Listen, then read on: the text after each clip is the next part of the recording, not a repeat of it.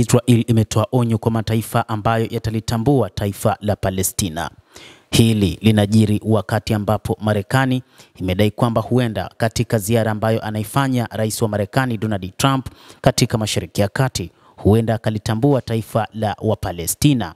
Hata hivyo, Israel itajibu mataifa yoyote yatakayochukua hatua ya kulitambua taifa hilo la Kipalestina kwa upande mmoja. Hii ni kwa mujibu wa waziri wa mambo ya nje Gideon Saar.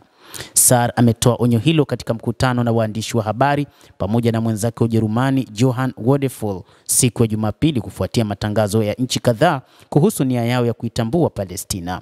Mwanadiplomasia huyu wa Israel amedai kuwa hatua zozote kama hizo za upande mmoja zitadhoofisha matarajio ya mchakato wa amani na kulazimisha taifa la Kiyahudi kuchukua hatua za kujibu.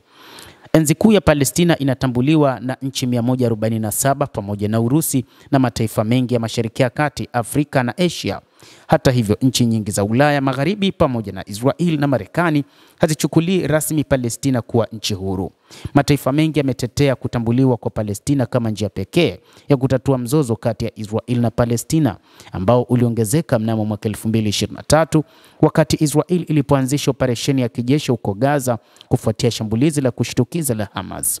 Saar amedai kuwa mipango kama hiyo si ya kujenga, lakini haina tija na ilitumika kama zawadi kwa ugaidi wa Hamas. Hivyo ndivyo ambavyo wa Israel wanaona, na ndio maana hawataki kulitambua taifa la Kipalestina. Wadephul hata hivyo alisema kwamba suluhisho la mataifa mawili limesalia, nafasi bora zaidi kwa Waisraeli na Wapalestina kuishi kwa amani na usalama na heshima, lazima wasitishe mapigano. Chombo cha habari cha Media Line kimeripoti Jumapili kikinukuu vyanzo vya diplomasia ambavyo havikutajwa kwamba rais wa Marekani Donald Trump atalitambua rasmi taifa la Palestina katika mkutano ujao wa Ghuba na Marekani nchini Saudi Arabia ulioanza siku ya leo ya Jumanne. Ingawa balozi wa Marekani nchini Israel Mike Huckabee amekanusha mipango hiyo, uvumi umeongezeka kutokana na maoni ambayo Trump aliyatoa mapema mwezi huu katika mkutano wake na waziri mkuu wa Canada Mark Carney.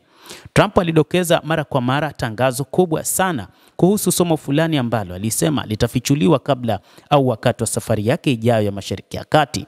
Mwezi uliopita rais wa Ufaransa Emmanuel Macron alionyesha kuwa Paris inaweza kuchukua hatua ya kulitambua taifa la Palestina mapema mwezi Juni wakati wa mkutano wa Umoja wa Mataifa mjini New York.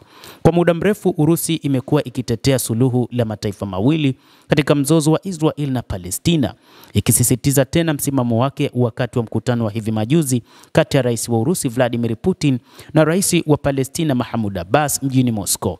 Urusi pia imetoa wito wa kukomeshwa kwa ghasia huko katika ukanda wa Gaza. Mtazamaji wa The World News, hayo ndio tuliokuwa nayo wakati huu, na bila shaka na wewe una nafasi ya kulike, una nafasi ya kucomment, kadhalika na kusubscribe channel yetu hii.